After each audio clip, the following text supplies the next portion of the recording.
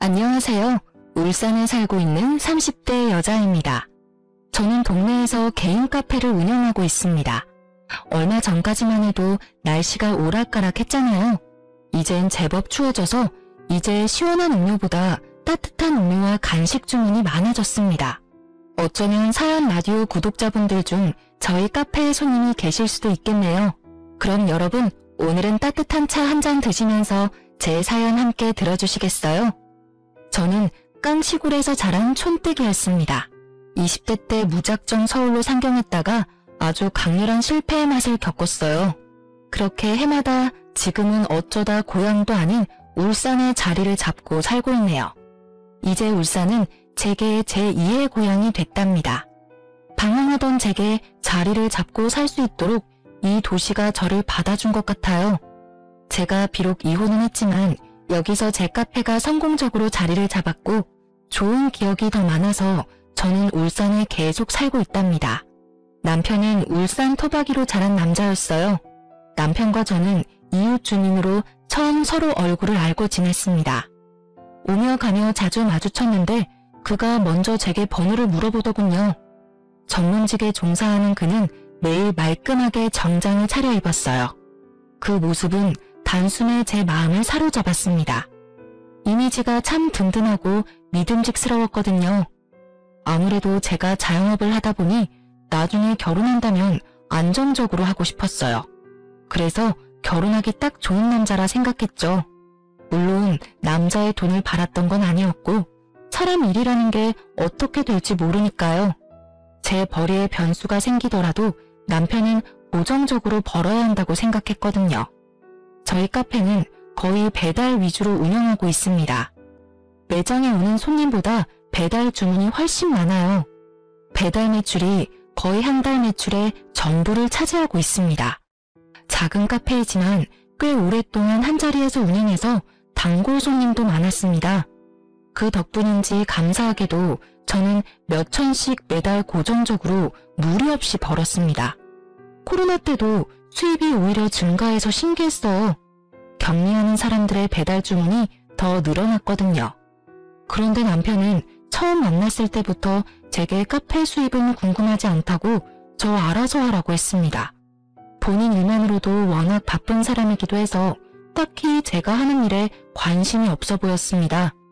그래서 남편은 제가 그만큼의 수입을 벌고 있다는 걸 몰랐어요. 그때는 제가 그저 푼돈 번다고 생각했겠죠. 그래서인지 뭐 신혼집도 상의를 할 것도 없이 남편이 상의도 없이 혼자서 알아보고 마련했더군요. 저도 개인적으로 수중에 모은 돈 꽤 있었거든요. 미리 상의했더라면 저도 충분히 돈을 보탤 수 있었는데 좀 당황스럽더라고요. 게다가 결혼식도 아직 안 올린 상태였고요. 나중에 같이 살 집인데 독단적으로 행동하는 게 참 이기적이라고 생각했습니다. 그러다 문득 예비 신랑이 제게 금전적인 짐을 덜어주려 그러나 보다 싶어 이해하려 했죠. 하지만 그건 배려가 아니라 그냥 그게 이기적인 그놈의 본성이었던 것 같아요. 신혼집까지 결혼식 올리기도 전에 구해버린 예비 신랑에 당황한 건 저뿐만 아니었어요. 예비 신랑 말 들어보니 예비 시부모가 허락도 안 받고 진행하냐며 난리가 난 듯 했습니다. 불안해하는 저를 보고 예비 신랑은 모든 걸 알아서 한다고 걱정하지 말라더군요. 처음엔 저를 너무 사랑해서 그런 줄 알았는데 살다 보니 인생의 모든 게 자기 뜻대로 흘러가야 직성이 풀리는 남자였던 것 같아요. 그걸 바보처럼 저는 듬직한 놈이라 착각했네요.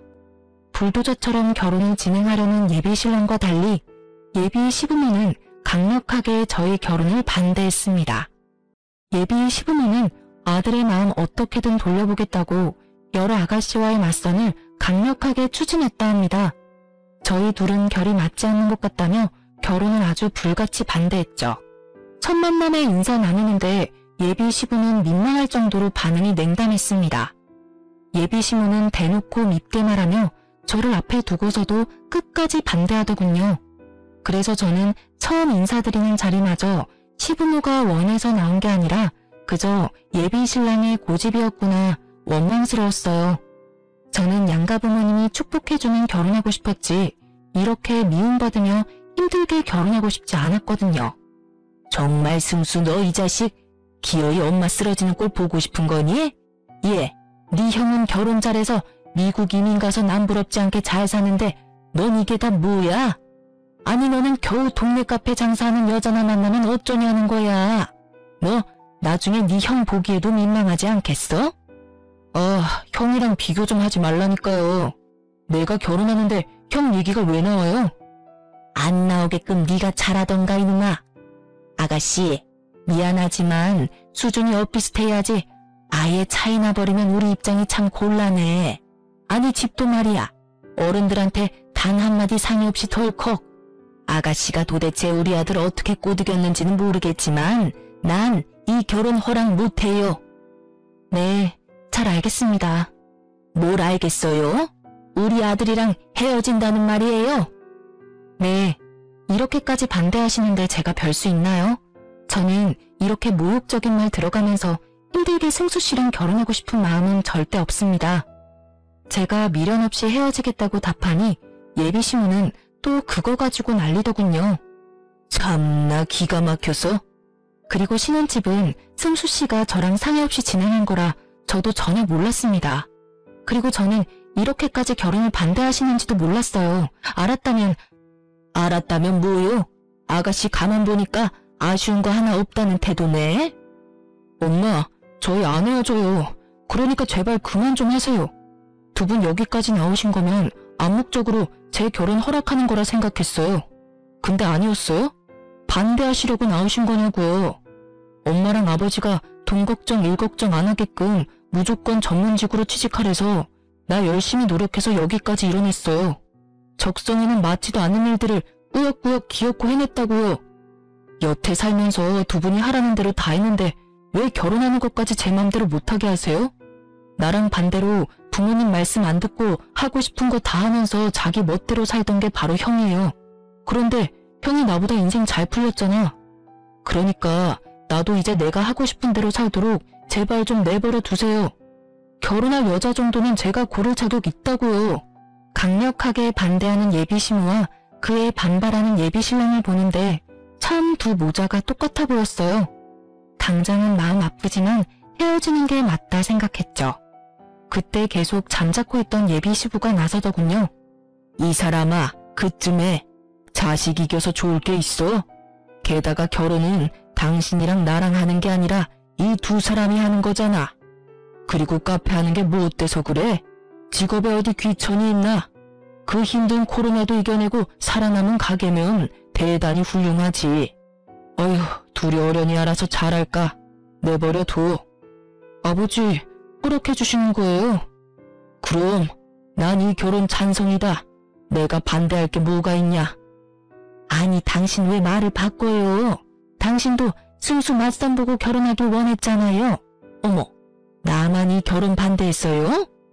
그거야 우리가 이렇게 만나기 전이고 만나보니 난 더 마음에 드는데 뭘. 혜정 씨라고 했나요?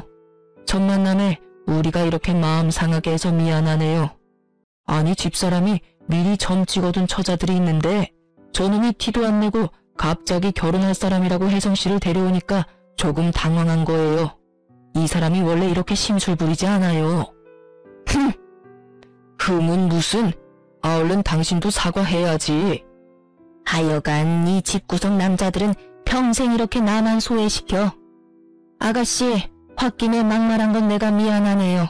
그런데 난 좀 더 두고 봐야겠네요. 엄마, 이쯤 하면 됐다. 승수 너도 네 엄마한테 그만 대들어. 다 같이 한 식구 되려면 차차 조율해야 하는데 네가 급하게 진행하려 하니까 이 사달이 나지. 네, 아버지 죄송해요. 엄마, 내가 미안해. 근데 아들 선택 믿어줘. 혜성이 착하고 예쁜 사람이야. 으이그 내 팔자야. 고생해서 아들 키워봤자 다 소용없지. 비록 첫 만남은 서로가 아주 불쾌했지만 저는 결국 남편과 결혼 꼴이 났습니다. 모든 게 시부의 중재덕이었던 것 같아요. 다행히 상견례 때도 시부는 심술을 부리지 않고 저희 부모님께 친절히 잘 대해줬습니다. 하지만 그 후 결혼하자마자 신혼도 못 즐기고 시부모를 신혼집에서 모시고 살게 될 줄은 몰랐습니다. 일찌감치 결혼해서 미국으로 이민을 간 시숙은 저도 한 번도 보지 못했습니다. 이상하게 남편은 자기 형 이야기 나오면 항상 입이 대빨 나와선 툴툴거렸습니다. 사이가 좋지 않냐고 따로 물어보지 않아도 단번에 그런 거 알겠더라고요. 전 형제간 무슨 사연이라도 있는 줄 알았는데 그냥 본인보다 잘 풀린 형에 대한 남편의 자격지심 같은 거였어요. 그 자격지심은 저와 상관없는 일이라 생각했지만 결국 불똥이 제게도 날아오더라고요. 아, 지금 엄마 아빠 이혼하느니 마느니 아주 난리야. 뭐? 어머님 아버님이 이혼한다고? 아버지가 그렇게 화내는 모습 난생 처음 봐. 갑자기 무슨 일인데? 아, 엄마가 아빠 몰래 사고를 친 거지 뭐. 일단 내일 엄마랑 아빠 잠시 우리 집에 올 거니까 당신 미리 알고 있으라고. 우리 집에? 일단 알겠어. 저는 영문도 모르고 그날 카페에도 내팽개치고 와서 시부모를 모셨어요. 분위기는 냉랭하다 못해 싸늘했습니다. 식사를 차려도 시부모 둘 다 먹지를 않아서 중간에서 엄청 난처했습니다. 남편이 퇴근하고 나서야 그 숨막히는 정적은 깨졌습니다. 밥은? 두 분 다 점심때부터 걸으셨지. 차려드렸는데도 안 드셔서 두유라도 챙겨드렸어. 근데 진짜 무슨 일이야? 나도 알아야 뭘 대비하지. 일단 당신은 신경 쓸 거 없어. 시부모와 남편이 대화하기 직전까지 저는 아무것도 모르고 멍청하게 있었어요. 굳이 아침 대바람부터 시부모가 찾아와 남편 퇴근 때까지 기다리는 것도 너무 이상했어요. 자, 이제 당신이 말해봐. 앞으로 어떻게 할 거야? 도대체 무슨 생각으로 상의도 없이 그런 일들을 벌여놔? 상의하면 당신이 오케이 했겠어요? 뭐? 근데 이 옆에 내가... 아버지, 일단 진정 좀 하세요. 내가 진정하게 생겼냐? 나 여행 보내놓고 이사다를 냈는데. 아니 상식적으로 집을 전체적으로 리모델링 할 거면 당장 살 곳은 마련하고 해야지. 덜컥 8천만 원, 그 큰 돈을 결제하면 어떡해? 분명히 8천만 원으로 끝나는 공사가 절대 아니야.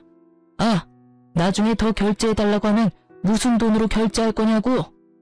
건너 아는 사람이니까 지금 딱 계약 없을 때 싸게 해준다잖아요. 이 기회를 놓치고 내가 멍청하게 손 놓고 있어요. 참나, 이 넓은 땅에 우리 둘 살 곳이 왜 없어? 당신 당장 방 구할 돈도 없어? 있잖아. 인간적으로 내가 8천만 원 썼으면 나머지는 당신이 알아서 해야지. 내가 얼마나 구질구질한 집구석 시물이 났으면 그랬겠어요. 그러니까 장남이 미국 가기 전에 인테리어 해준다고 했을 때 했어야지. 당신은 왜 날 이렇게 이상한 여자 만들어? 장남은 땅을 파면 돈이 나와? 힘들게 일한 아들 돈으로 인테리어를 하고 싶디? 미국 가는데 돈 한 푼 못 보태줬으면서. 그래서 뭘 나보고 어쩌라고요? 어쩌긴 뭘 어째? 당장 취소하고 와. 계약서 못 봤어요? 취소하면 100% 돌려받지도 못하는데. 그 돈 아까워서 어떡할 건데? 게다가 지금 벽지 다 뜯고 공사 시작 중인데 이렇게 중단해서 뭘 어쩌겠다는 거냐고요. 그리고 난 이제 좀 깔끔한 집에서 살고 싶어요. 에휴, 우리 첫째 아들 한국에 있었으면 딱 그 집에서 지내면 되는 건데. 아니, 철없는 옆에 내가 진짜 정신을 못 차리네. 이혼해. 그래요. 뭐 이혼하던가요. 엄마, 아버지, 이혼은 무슨 이혼이에요. 차남 있잖아요. 제가 모실게요. 그러니까 이제 두 분 제발 그만 싸우세요. 내가 말했죠? 멀리 미국에 있는 형 대신 내가 엄마 아빠 살펴 모실 거라고요. 어머, 미쳤니? 신혼집에 누가 얹혀 살아? 순간 제 귀를 의심했습니다. 그러니까 시모가 시부 몰래 시댁 리모델링 계약을 했고 시부 여행 간 사이에 공사까지 일부분 진행이 된 거예요. 오갈 데 없는 시부모를 우리 집으로 남편이 모신 거고 남편은 장남보다 차남이 낫다는 걸 보여주겠다며 본인이 나서서 시부모를 모시겠다 한 겁니다. 그나마 시모는 미쳤냐면서 얼굴이 벌개져서 거절하는데 시부는 옳았구나 했어요. 그래, 리모델링 다 끝날 때까지 그냥 여기서 살면 되겠구만. 세아가 조금만 신세를 지졌구나. 시모가 무리하게 리모델링 돈 쓰느라 마땅한 전셋집도 못 구하는 상황이었어요. 그렇다고 시부는 아들 멀쩡히 있는데 자기 돈으로 불편하게 지내기 싫다며 대놓고 신혼집에 같이 살기를 원했습니다. 제가 시부에게 아무런 대답도 하지 못하니까 남편은 저와 이야기 좀 하고 오겠다며 저를 주차장으로 데려가더군요. 그렇게 남편은 저와 한마디 상의도 없이 시부모를 신혼집에서 모시자 하더군요. 당신 괜찮지? 아까는 많이 당황했지. 그래도 우리가 두 번 평생 모실 거 아니잖아. 어차피 내 돈으로 신혼집 마련했고 엄마 아빠 내 집에 못 모실 이유 없어. 이럴 때 형보다 낫다는 걸 내가 보여줘야지. 남편 기 좀 살려줘. 우리가 엄마 아빠 집 리모델링 할 동안만 잠시 모시자. 미리 얘기해줄 순 없었어? 언질이라도 좀 해주지 그랬어. 아무리 당신 돈 들어간 집이라지만 여긴 우리 신혼집이잖아. 서운했어? 미안해. 그럼 당장 이혼안을 만회하시는데 어떻게 내가 가만히 있어. 가뜩이나 정신없어서 당신한테 전부 설명할 시간 없었어. 시간이 없었다는 건 핑계 아니야? 아니? 당신 충분히 나한테 상의할 시간 있었어. 제가 남편을 외면하자 남편이 뭔가 잘못된 걸 느꼈는지 제 손을 잡고 빌더군요. 우리 엄마 아빠가 돌아갈 집이 없는 것도 아니고 집 공사만 끝나면 내가 당신 모시고 살게. 어? 딱 2년만 참아주라. 엄마도 당신한테 시집살이 못하게 내가 중간에서 잘할게. 응? 막상 살아보면 모시기 어렵진 않을 거야. 어차피 당신도 카페 일하고 나도 회사 나가니까 집에서 마주칠 시간도 별로 없잖아. 게다가 두 분 집에만 있는 분들 아니라 주말이면 어디 놀러가고 집 텅텅 비어. 친구분들도 많으시고. 그러니까 여보, 이제 결혼했으니까 당신은 내 편이잖아. 나 딱 한 번만 봐주라. 내가 진짜 잘할게. 남편은 간절하게 눈물까지 글썽이며 시부모랑 함께 살자고 부탁했어요. 저도 당장 마땅히 갈 곳도 없는 시부모 어디 내쫓을 수도 없는 노릇이라 반강제로 오케이 할 수밖에 없었습니다. 그런데 오히려 시모가 뜻을 굽히지 않더라고요. 안 그래도 며느리 마음에 안 드는데 같이 살 수는 없으시다고요. 까놓고 말해서 며느리도 불편하고 나도 불편해요. 서로 마음에 안 드는데 어떻게 같이 살아요? 당신 정말 징징거리는 것도 정도 끝에. 며느리 신혼집에 얹혀 살려면 당신이 지금부터 행동 똑바로 해야지. 사고 친 게 누군데 지금 큰 소리야? 부탁해도 시원찮을 판에 애처럼 징징징. 시부가 불같이 화를 내고 저와 시모의 의견은 피력할 새도 없었어요. 남편과 시부의 주도하에 저희 네 사람의 한 집의 살이는 시작됐습니다. 그래도 시부는 양심은 있는지 따로 저를 불러서 진심으로 사과하더군요. 아가, 우리가 신혼 방해해서 정말 미안하다. 면목이 없구나. 그 대신 월세 나갔어야 할 돈 내가 다 모아서 한꺼번에 줄 테니 2년만 참아주렴. 2년도 아니지. 그 전에 나가게 될 테니 잘 좀 부탁한다. 네 시엄마 겪어보면 그렇게 나쁜 사람도 아니야. 그리고 나도 같이 지내는 동안은 너 불편하지 않게끔 노력하마. 월세 괜찮습니다, 아버님. 기왕 이렇게 정해진 거 저도 두 분 잘 모실게요. 아니야, 줘야지. 내가 마음 넓은 며느리 덕분에 불편한 바깥 생활 안 해도 되는데. 그 대신 내 아들한테는 비밀이야. 그놈은 아들이 모시는 게 당연하다는 마인드라 절대 돈은 안 받을 것 같거든. 새아가가 그 돈 잘 챙겨서 나중에 살림에 보태. 현명하게 어련히 잘 쓰겠지. 그런데 살다 보니 불편할 줄 알았던 한 집살이는 의외로 괜찮았습니다. 시부는 매우 가정적인 분이었어요. 며느리가 있는데도 아침은 절대 본인이 차리겠다며 매일 가족들의 아침밥을 차려주셨어요. 세상에, 이 많은 아침을 어머님이 준비하신 거예요? 죄송해요. 다음엔 제가 더 일찍 일어나 준비할게요.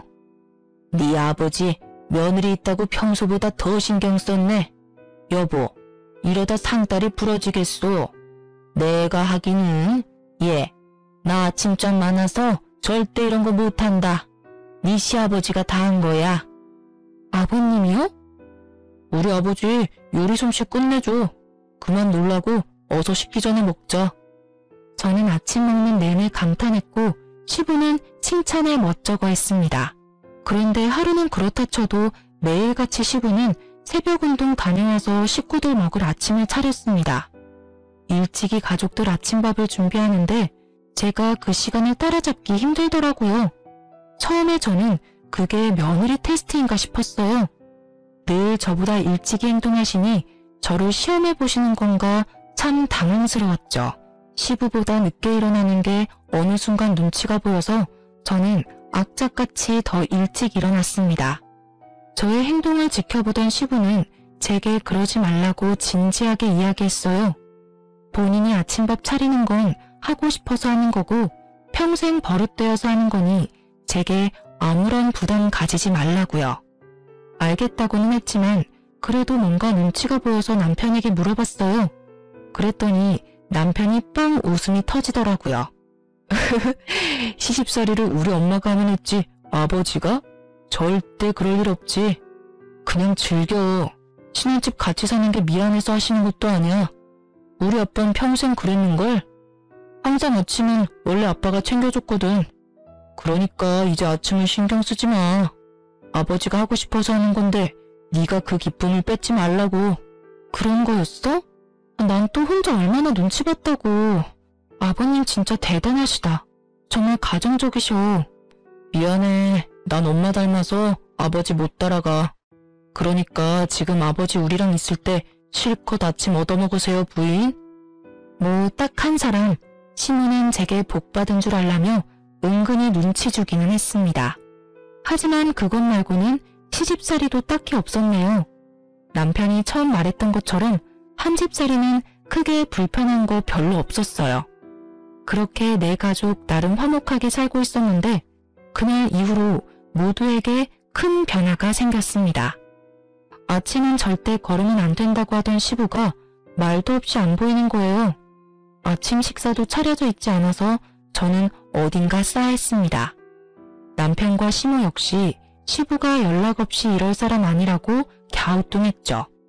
저는 카페 출근도 하지 않고 시부에게 미친 듯이 전화를 걸었습니다.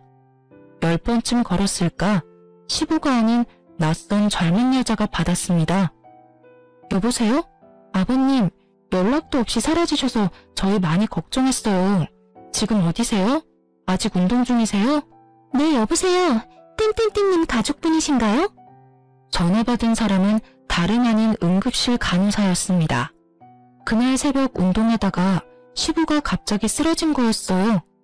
뇌경색이라더군요. 그렇게 시아버지가 뇌경색으로 쓰러진 후로 더 이상 아버님의 따뜻한 아침밥은 먹을 수 없었습니다. 그래도 한 식구로서 몇 개월 지냈다고 저는 친아버지가 일당하신 것처럼 눈물이 그렇게 나더라고요. 바깥 생활하기 싫다던 저희 시부는 그렇게 낯선 병원 생활을 시작하게 되었습니다. 다행히 시부는 목숨에는 지장이 없었는데 골든타임을 조금 놓친 탓에 오른쪽 손과 다리에 편마비가 왔어요. 다행히 왼손은 멀쩡히 쓸 수 있었습니다. 한쪽이라도 멀쩡해서 저는 다행이라 생각했어요. 아버님을 붙잡고 정말 다행이라고 저는 울었어요.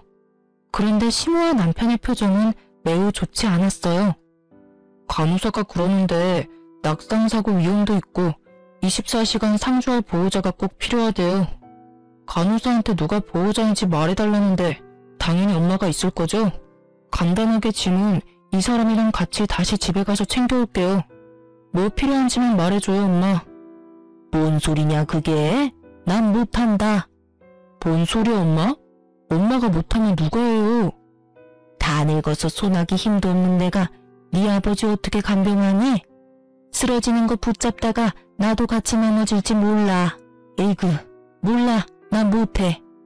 네가 네 아버지 간병인을 구하던지 해라.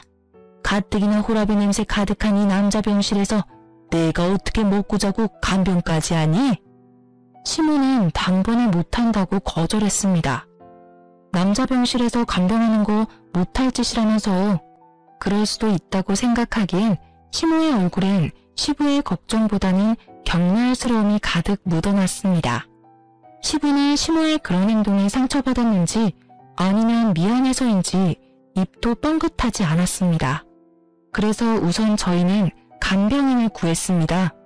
그런데 간병인 쓰는 것도 돈이 만만치 않더군요. 어느 날 밤에는 집에서 남편과 시부가 이야기하는 걸 들어버렸습니다. 차라리 시부가 장애를 얻을 바에 한 번에 죽는 게 나았다고 말하더군요. 남편은 들어가는 돈이 만만치 않다고 하고 시부는 평생 자기가 수발하면서 살아야 할지 모른다고 오열했습니다. 솔직히 보험금이 크게 나오지는 않았어도 치료할 돈과 병원비 쓴 부분은 거의 나오는데 남편이 그렇게까지 말해야 하는 건가 싶었어요. 그 이후로 오열했던 시모는 배우자가 사고를 당했는데도 나 몰라라 밖으로 놀러 다녔습니다. 시부 병원에는 코빼기도 얼굴을 비추지 않았습니다. 저는 간병인이 있어도 카페 일을 해도 자주 시부를 보러 병원에 갔어요. 남편은 아버지 쓰러지고 어머니가 나 몰라라 하니 스트레스 받아서 자주 제게 신경질을 부렸습니다. 그가 사소한 것에 예민하고 짜증을 부리니 자연스레 부부싸움은 잦아졌습니다. 그러다 결국 남편은 제게 돈 안 되는 카페 장사 접고 아빠 좀 방광해달라고 울면서 호소하더군요. 남편이 참다 무너진 거라 생각했어요. 안쓰럽기도 하고 한편으로는 너무 원망스럽더라고요. 저는 우선 손해가 조금 생기더라도 직원을 더 고용했습니다. 남편에게는 알겠다고 말했지만 카페 장사를 아예 접지는 않았습니다. 알바와 직원으로 카페를 살려두고 저는 시부 회복될 때까지 살뜰히 간호했습니다. 남편 때문이 아니라 시부에게 고마웠던 일들이 있으니 저도 해보는 데까지는 해보고 싶었어요. 다행히 3개월 이후 시부는 퇴원했습니다. 하지만 굳어버린 한쪽 다리와 손은 끝내 정상적으로 돌아오지 않았습니다. 시부에게 장애가 생기자 순식간에 남편과 시부는 집에서 시부를 찬밥 신세 취급하더군요. 차라리 아버님이 입원해 있을 때가 더 낫겠다 싶을 정도로요. 아버지, 내가 몇 번을 말해요. 냄새나니까 하루에 한 번은 꼭 씻으라고요. 미안하다. 내가 몸이 불편해서 혹시라도 욕실에서 넘어질까봐 겁이 나. 이틀에 한 번은 안 되겠냐? 아이씨, 몇 번을 말해요. 하루에 한 번씩 하라고요. 아니면 목욕탕을 가세요. 예? 제발요. 알겠다. 노력해보마. 당신 지금 아버지한테 말버릇이 그게 뭐야? 전 그러면 당신이 목욕탕 모시고 가.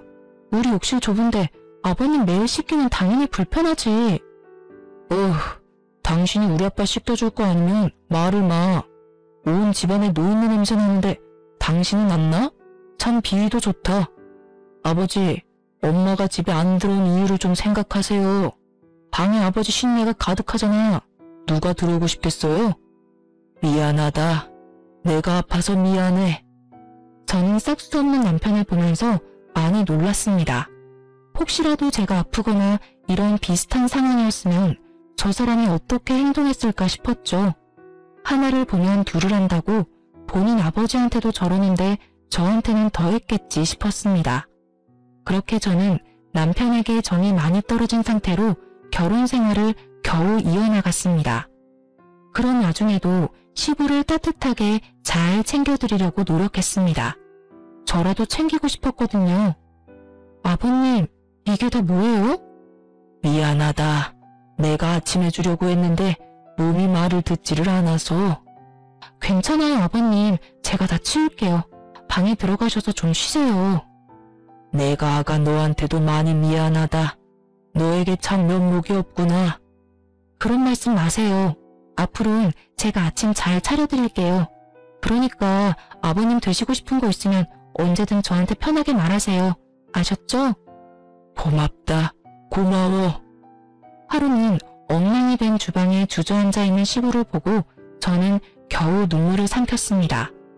시부는 불편한 몸으로 미움받으면서도 예전처럼 가족들의 아침을 차려주고 싶었나 봐요. 저는 덜덜 떠는 시부 손을 꼭 잡아드렸습니다. 그런데 시부모의 시련은 그게 끝이 아니었어요. 엎친 데 덮친 격이라고 시모가 계약했던 인테리어 업체는 알고 보니 전문 사기꾼들이었습니다. 허구한 날 시부모네 집 리모델링 금액을 조금만 더 달라고 계속 추가하고 말을 바꿨죠. 또 일을 버려놓고 책임감 없는 시모와 사기꾼 리모델링 업체 때문에 남편은 매사에 분노가 가득한 사람이 됐습니다. 결국 무리해서 시모는 남편의 돈까지 써서 인테리어 업체 요구를 다 들어줬지만 결론은 시모가 리모델링 사기를 당한 거였어요. 남편의 본가에 찾아가 보니 폐가 수준이더군요. 그곳은 사람이 살 환경이 아니었습니다. 당연히 그 불똥은 또 제게 튀었고요. 남편은 씩씩거리며 몇 년 더 시부모랑 함께 살아야겠다고 제게 말했습니다. 아니, 그놈의 리모델링에 지금까지 돈 날린 게 얼만데 또 돈을 더 달래요. 돈 날리다니 뭘 날려? 다 공사하는데 필요하니까 그렇지. 엄마, 지금 돌아가는 꼴 보고도 그 말이 나와요? 엄마 지금 사기당한 거라고요. 아, 원래 아는 사람이 더 무서운 법이에요. 처음부터 제대로 된 업체 골랐어야죠. 이러다 아들 모은 돈 다 날리겠다고요. 아, 네가 투자한 만큼 결과물이 잘 나오겠지. 어차피 네 아빠랑 나 죽으면 그 집도 네가 가질 거 아니냐. 좋은 게 좋은 거라고. 마지막으로 엄마 딱 한 번만 도와줘. 됐어요. 지금부터 내가 알아서 해. 엄마는 손 떼요. 내가 어떻게든 그놈들 소송해서 제대로 된 인테리어 완성시킬 거니까요. 그리고 당신이 딱 몇 년만 더 참아줘. 이 소송 길어질 것 같으니까 다 같이 몇 년만 더 살아야겠어. 뭐? 나 참을 대로 참았거든? 얼마나 내가 더 참아야 해? 뭐라는 거야. 당신이 뭘 참았는데? 당신이 돈을 썼어 뭘 썼어. 전부 내 돈만 썼구만. 나 안 그래도 스트레스 받아 죽겠으니까 당신까지 보태지 마. 당신네 엄마 아빠 집이니까 당신 돈 쓰는 게 당연하지. 당신이 이렇게 같이 사는 사람 무시하는 거 난 더 이상 못 참겠어. 당신이 날 무시하는 것도 싫고 아버님을 무시하는 것도 싫어. 넌 네 부모도 제대로 못 모시면서 또 날 가지고 대리수발까지 들게 했잖아. 너 아버님 모시고 어디 밥 먹으러 나간 적 있어? 안 그래도 답답하실 텐데 모시고 바람이라도 쐰 적 있냐고. 이혼하자. 더 이상 못 해먹겠어. 아니 듣자 하니까 너 우리 아들한테 그게 무슨 막말이냐? 네가 한 게 뭐가 있다고. 어머님도 제발 아버님 구박 그만하세요. 그러니까 남편이 부모 공경할 줄 모르잖아요. 이혼? 결국 너도 우리 아빠 장애인 됐다고 이혼하자는 거잖아. 이 못된 여자야. 아버지 봤죠? 결국 아버지 때문에 나 이혼까지 하겠네. 그냥 그때 죽지 그랬어요. 제가 이혼을 선언하니 남편과 시모는 이혼 탓을 시부에게 돌리더군요. 아이고, 아가, 내가 미안하다. 내가 죽어야 하는데. 아니요, 아버님. 아버님 때문이 아니라 순전히 저 이기적인 놈 때문입니다. 몸 불편한 가족 있어도 잘 사는 사람 많아. 어쩜 그러니 짐승만도 못한 놈아. 그래, 이기적인 내가 곱게 이혼해 줄게. 근데 너 이혼하면 돈이 있냐 뭐가 있냐? 가진 거 집불도 없는데 이혼녀로 살아갈 수 있겠어? 그렇네. 내 아들은 이혼해도 떵떵거리며 잘 살 테지만 너는 뭘 믿고 이혼하자는 거야? 야, 내가 가진 게 왜 없어? 왜 돈이 없을 거라 생각하는데요? 그럼 네가 가진 게 뭐가 있는데? 남편님은 사과나 매달리기는커녕 저를 자극하고 비웃으며 이혼하자더군요. 좀 치사하긴 하지만 저는 그동안 시모와 남편이 제게 돈을 빌리려고 하길래 돈 없는 척하며 제 재산과 카페를 꼭꼭 숨겼습니다. 숨기길 잘했다고 지금도 생각해요. 그런데 시부 역시 그랬나 봐요. 시부는 그동안 시모와 남편이 돈 없냐고 물어도 없다고 했으면서 통장 하나를 주섬주섬 꺼내서 제게 주더군요. 아가, 내가 약속했었지? 이혼해서 꼭 행복하게 살아야 해. 이 집 구석은 다 있고 이 돈으로 새 출발하는데 보태라. 아버님, 이게 뭐예요? 아가 네가 있어서 내가 사람처럼 살았어. 정말 고맙다. 그동안 너무 고생 많았다. 시부가 고맙다고 울면서 통장과 도장을 내밀었는데 세상에 5천만 원이 들어있더라고요. 남편님은 통장을 보자마자 눈이 돌아서는 시부를 밀쳤습니다. 시모 역시 통장을 보고 눈이 희번뜩하더군요. 노인네야, 그걸 아들한테 줘야지 생판 남의 며느리한테 왜 줘? 시부의 통장을 뺏기 위해서 남편과 시모는 갑자기 서로 옥신각신하더군요. 아빠 통장은 당연히 엄마 거지. 내놔 이 자식아. 엄마, 또 이 돈 가지고 가서 리모델링 업체 홀라당 주려고 그러죠? 절대 못 넘겨요. 통장 날 달라고요, 아버지. 저 돈을 널 왜 줘? 미국 우리 장남이 있는데 미국에 돈 보내줘야지. 남한테 왜 주겠냐? 여보 그러지 말고 통장 나한테 넘겨요. 장남 줘야지. 그래야 우리가 미국 가지. 엄마, 무슨 말이 그래? 며느리는 남이라 해도 내가 남이야? 왜 그 돈을 미국에 보내? 시부와 남편 싸우는 꼴 보다가 시부는 있는 힘을 다해 남편에게 뺨을 날렸습니다. 제 부모도 못 알아보는 썩을 놈. 시원하게 남편 뺨 날린 시부는 시모에게 가래침침을 탁 뱉으며 말했습니다. 이게 뭐 하는 짓이에요? 너희들이 무슨 자격으로 내 돈을 가져? 내가 살아있는 한 절대 못 가져. 내가 아프고 병들어도 한결같이 사람 취급해준 사람이 내 며느리야. 통장은 며느리한테 준 거니까 다들 건드릴 생각하지도 마. 내가 가만 안 있을 거야. 그리고 당신 미국에서 늙은이들 반길 것 같아? 웃기지도 않아. 그러자 남편님은 돌변해서 내 집에서 나가라며 발악하면서 시부를 쫓아냈습니다. 지가 시부를 밀치는 건 되고 시부가 자기 뺨 한 대 친 건 용납이 안 되나 봐요. 다시 한번 시부에게 손 찍어 마려는 남편님 보고 저는 온 몸을 날려서 시부를 감쌌습니다. 다행히 시부는 다치지 않았지만 머무를 집은 완전히 잃었습니다. 저는 고민도 하지 않고 시부와 함께 시골 친정에 갔습니다.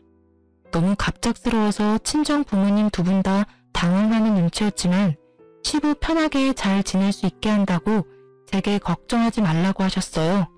시부를 안전한 곳에 모시고 저는 다시 울산으로 돌아와 밀린 카페 일을 하면서 지냈습니다. 그동안 남편과의 이혼도 준비했고요.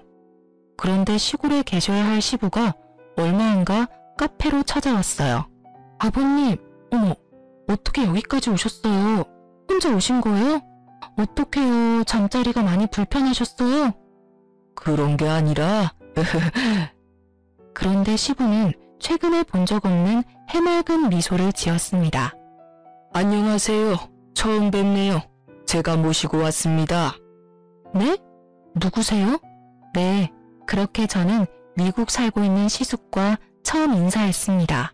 시부가 미국에 있는 시숙에게 연락해서 아주버님이 부랴부랴 한국에 들어온 거예요. 알고 보니 시부 쓰러진 것도 그동안 아주버님께 쉬쉬했던 시모와 남편이었대요. 아주버님은 시부를 보살펴줘서 정말 고마웠다고 눈물을 글썽이며 제게 5천만 원의 수표를 내밀었습니다. 시부 역시 받으라고 옆에서 눈물 짓고 계셨네요. 돈은 필요 없습니다. 아버님이 워낙 저를 예뻐해 주셔서 저도 보답한 거예요. 세상 며느리 중에 아버님이 차려준 아침 먹고 출근한 며느리가 몇이나 되겠어요. 받아주세요. 그동안 아버지 간병한 비용도 포함입니다. 물론 이 돈으로 그 은혜 다 못 갚을 거합니다. 사돈 어른들께서도 저희 아버지 잘 챙겨주셨다고 들었어요. 한국 떠나기 전 조금이라도 은혜 갚고 싶어서 그래요. 네? 아가, 나 큰아들이랑 미국 가기로 했어. 정말 잘 됐네요, 아버님. 축하드려요. 그동안 정말 고생 많으셨잖아요. 그런데 전 이미 아버님께 5천만 원 받았고 아주버님한테까지 받을 필요는 없어요. 받더라도 남편님한테 돈 받을게요. 돈은 줘도 그놈이 줘야죠. 제가 한사코 거절해도 시숙과 시부는 제게 돈을 받아야 한다고 했죠. 살짝 실랑이를 벌이고 있는데 그때 남편과 시모 카페에 도착했습니다. 시부가 미리 불렀었나 봐요. 형이 여기 어떻게 있어? 시숙을 보고 놀라는 남편과 달리 시모는 아주 웃음꽃이 폈더군요. 아이고 우리 장남, 한국 오면 온다고 왜 말을 안 했어? 미리 짐 싸놓고 기다리는 건데. 나 데리러 온 거 맞지? 그럴 리가 있겠어요? 뭐? 시모에게 냉정하게 한마디를 하고 시숙은 남편에게 성큼성큼 다가갔어요. 뺨을 크게 날리려는 제스처를 취한 시숙은 남편이 두 눈을 질끈 감자 젠틀하게 손을 내리더군요. 너랑 똑같은 불이 되고 싶지 않아서 내가 참는다. 알겠냐? 아버지가 그동안 우리를 어떻게 키웠는데 손찌검을 해. 네가 인간이냐? 짐승이지. 엄마도 그래요. 사람이 어떻게 그래요? 아버지가 평생 엄마한테 얼마나 잘해주셨는데. 누구라도 아버지 아프셨으면 나한테 말했어야지. 아이씨, 야, 때려봐, 때려. 때리려던 거 아니야? 자기만 잘 살겠다고 온 가족 버리고 미국 떠날 때는 언제고 이제 와서 무슨 효자 코스프레야?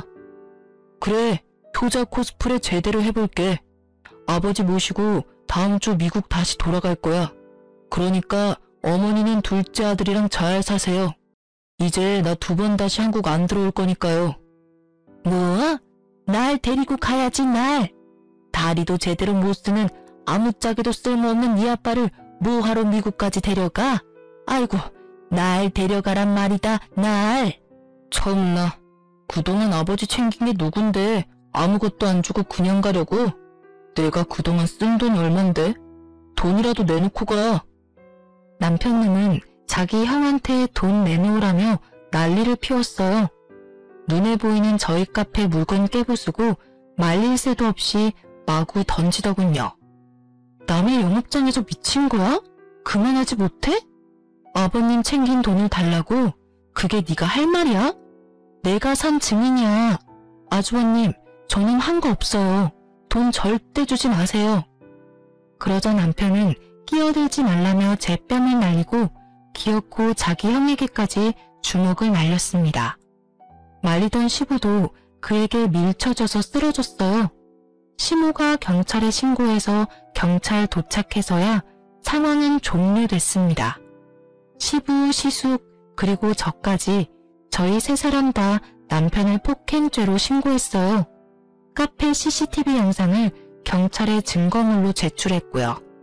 저희 3사람은 경찰 조사 때 절대 합의하지 않겠다고 선전포고했습니다. 남편 놈은 그러든지 말든지 반성은 끝까지 안 하고 당당하더군요. 벌금 뭐 얼마나 한다고? 내면 되지 뭐. 벌금으로 끝나겠어? 그럼 뭐 어쩔 건데? 네가 다니는 회사 이름 뭐라고 했지? 설마 치사하게 회사에 알리려는 건 아니지? 미리 살 길 알아둬라. 형 미쳤어? 진짜 1억이야? 그럼 가족들 마음에 상처 준 네가 앞으로 혼자 잘 살 수 있을 거라 생각했어? 빨리 새로운 일자리 알아둬. 네 엄마는 네가 모셔야 하잖아. 아이고, 나도 미국 데려가라. 내가 잘못했어요, 여보. 장남한테 나도 데려가 달라고 말해봐요. 옆에 내야 미국 가서 또 무슨 사고 칠 줄 알고. 남편 놈과 시모는 시숙과 시부의 바짓가랑이를 잡고 한참을 울면서 빌었습니다. 하지만 시숙은 그대로 가만히 있지 않았어요. 남편 회사에 시부 존속 폭행 사실을 알렸습니다. 경찰과 연루되면 안 되는 민감한 직장이라 남편님은 바로 회사에서 잘렸습니다. 믿을 거라곤 직장밖에 없던 그놈은 한순간 모든 걸 잃었습니다. 시모도 미국행 티켓을 잃었죠. 뭐 본인들의 어포라고 생각합니다. 저는 그 뒤로 이혼과 재물 손괴죄로 남편님에게 소송을 진행했습니다. 받은 돈으로 실력 좋은 변호사를 선임하니까 제가 원하던 결과를 빠르게 받아볼 수 있었어요. 시부는 곧바로 시숙 따라 미국 가서 지금까지도 잘 살고 계세요. 시모는 뭐 리모델링 사기당한 거 결국 집 날리고 개털됐다 하네요. 전 남편은 일 잘리고 자기 커리어 망치자 술에 절어 산다고 들었습니다. 시모는 회사 잘리고 하루아침에 주정뱅이 된 아들한테 한 푼이라도 더 뜯으려고 하더라고요. 이웃 주민들이 제게 전해주기를 시모는 장남이 자기를 안 데려갔다고 찡찡거리며 산다고 들었습니다. 그렇게 끝일 줄 알았습니다. 전 남편이 재물 손괴죄와 카페 영업 방해죄로 제가 손해본 것들에 대해 경찰에서 조사받다가요. 제 카페 월 매출 몇 천인 거 알고 개거품 물었다네요. 그대로 카페 찾아와서 장사가 이렇게 잘 되는 카페였냐며 제게 화를 내는 거 있죠? 이렇게 손님이 없는데 무슨 월 몇 천이야. 지금 돈 더 뜯어내려고 사기치는 거 아니야? 전 남편은 카운터로 와서 그날 매출 금액까지 보더군요. 무슨 짓이야? 안 나가? 경찰 또 부를까? 정말이네. 뭐야, 이렇게 장사가 잘 되는 카페였어? 이제 알았냐? 네가 나 돈 없다고 깔보는데 내가 얼마나 우습던지. 우리 카페 배달 위주로 해서 매장 손님이 원래 별로 없어. 이제 곧 주문 많이 들어올 시간이니까 제발 꺼져줄래? 전 남편은 잘못했다고 빌면서 우는데 돈이 아주 급한가 싶었어요. 10,000원짜리 한 장 던져주고 꺼지라고 했네요. 저는 현재 보란듯이 잘 먹고 잘 살고 있습니다. 시부가 준 5,000과 시숙이 준 5,000으로 카페 2호점을 개업한 지 3달 됐습니다. 1호점 매출보다는 못하지만 그래도 이혼의 아픔은 뭐 느낄 새도 없었습니다. 여러분, 상황이 아무리 안 좋아져도 자기 가족 버리고 함부로 대하는 사람 정말 근처에 두어선 안 된다고 생각해요. 자기 자존심을 최우선으로 생각하던 전 남편은 형한테 지기 싫은 게 가족보다 먼저였던 사람이었어요. 아픈 아버지를 보살피려는 생각은 하지 않고 능력 좋은 자기 형한테 혹시라도 아버지를 뺏길까봐 전전긍긍하던 사람이었거든요. 그렇게 속 좁은 인간을 제가 배우자로 생각했다는 게 뒤늦게 너무 부끄럽더라고요. 돌이켜보면 저는 어릴 때 항상 부모님께 무한한 사랑을 받고 컸던 것 같아요. 그래서 큰 사랑 받은 만큼 누군가에게 사랑을 줄 수도 있어야 한다고 배웠거든요. 그에 비해 전 남편은 어린 시절 사랑을 많이 못 받은 사람의 표본 같더라고요. 여러분도 항상 가족들과의 끈끈한 사랑 놓치지 않았으면 합니다. 평생 믿고 의지할 수 있는 사람은 가족뿐이잖아요. 비록 제 전 남편은 그릇이 너무 작아서 믿고 의지할 만한 인간은 못 되었지만 시아버지가 가족들에게 매일 차려준 그 아침 식사에서 가족을 얼마나 사랑하는지 저는 전부 느낄 수 있었답니다. 그래서 그 힘든 수발도 견뎌낼 수 있었어요. 요즘 세상이 많이 삭막하고 또 뉴스에도 사건 사고가 터져나가는 마당에 여러분 주위에는 항상 좋은 일만 가득하길 기도하겠습니다. 그럼 지금까지 제 긴 사연 들어주셔서 감사합니다.